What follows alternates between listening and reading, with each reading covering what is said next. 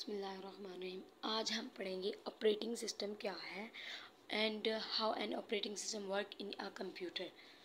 Operating system क्या है? Operating system एक सिस्टम सॉफ्टवेयर है जो मैनेज करता है कंप्यूटर हार्डवेयर और सॉफ्टवेयर रिसोर्सेज को, और हमें कंप्यूटर प्रोग्राम को कॉमन सर्विसेज प्रोवाइड करता है।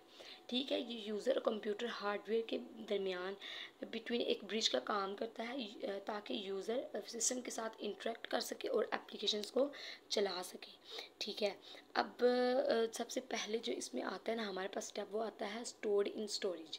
यानी कि ऑपरेटिंग सिस्टम स्टोर कहाँ होता है?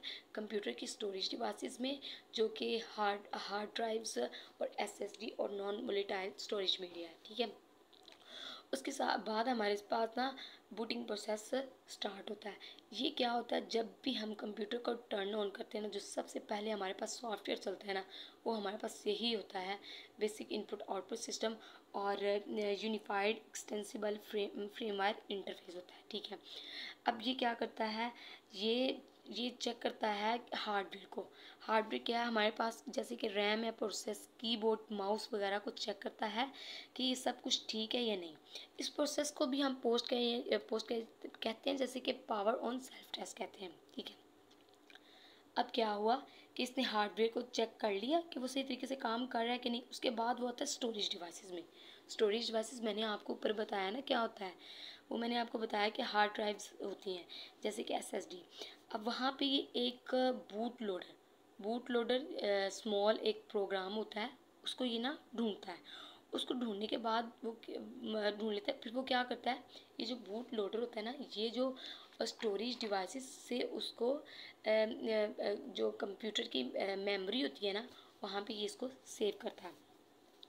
अब बेसिक इनपुट आउटपुट सिस्टम हमारे पास ये भी करता है कि हार्डवेयर से रिलेटेड सेटिंग को कंट्रोल करता है, जैसे कि boot loader, system clock, hardware configuration वगैरह को। ठीक है, अब ये क्या हुआ, इसके बाद जो स्टेप आता है ना, वो हमारे पास कर्नल लोडिंग आता है। अब कर्नल हमारे पास क्या होता है कि ये भी ऑपरेटिंग सिस्टम से मेन मेमोरी में लोड कर दिया जाता है। ये ऑपरेटिंग सिस्टम का एक कोर पार्ट होता है जो एवरीथिंग कंप्यूटर की हर चीज़ को कंट्रोल कर रहा होता है, जिसमें including CPU, memory, connected devices वगैरह होती हैं। ठीक है, यानी कि ये कौन सी प्रोसेस कितना मेमोरी करेगी, कौन सी मेमोरी को किस वक्त खाली करना है। अच्छा, इसके बाद हमारे पास स्टार्टिंग सर्विसेज और ड्राइव्स हो जाते हैं। यानी कि कर्नल को लोड करने के बाद यहाँ पे ये जो होते हैं ना ड्राइवर्स, ये क्या होते हैं? ड्राइवर्स का काम, ये हार्डवेयर और सॉफ्टवेयर के बीच कम्युनिकेशन लिंक का काम करते हैं। ये इंस्ट्रक्शंस को हार्डवेयर लैंग्वेज में कन्वर्ट करते हैं ताकि ऑपरेटिंग सिस्टम इन्हें समझ सके और ऑपरेट कर सके। ठीक है, और जैसे कि हमारे पास कीबोर्ड, माउस और प्रिंटर वगैरह है। ठीक है, उसके बाद जो है ना, वो हमारे पास स्टार्ट हो जाता है, जो लास्ट स्टेप होता है वो हमारे पास यूज़र इंटरफेस होता है। ये क्या होता है?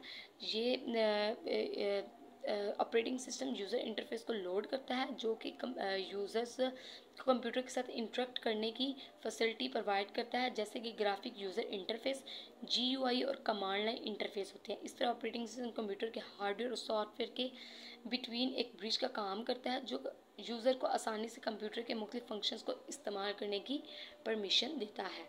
ठीक है, उम्मीद है आपको समझ आ गई होगी। देखें, हमने सबसे पहले देखा ऑपरेटिंग सिस्टम क्या है, फिर हमने ये देखा कि ऑपरेटिंग सिस्टम वर्क कैसे करता है। ये क्या था? सबसे फर्स्ट स्टेप में ये स्टोरेज डिवाइस में स्टोर होता है। फिर बूट लोडर एक स्मॉल प्रोग्राम है जो इसको स्टोरेज डिवाइसेस से मेन मेमोरी में लोड करता है। फिर ये कर्नल को भी लोड करता है। उसके बाद जो हमारे पास सर्विसेज ड्राइव्स स्टार्ट हो जाते हैं, जो हार्डवेयर के साथ कम्युनिकेट करने के लिए बहुत ज़रूरी है। और लास्ट पर हमारे पास यूज़र इंटरफेस आ जाता है। ओके, अल्लाह हाफिज़।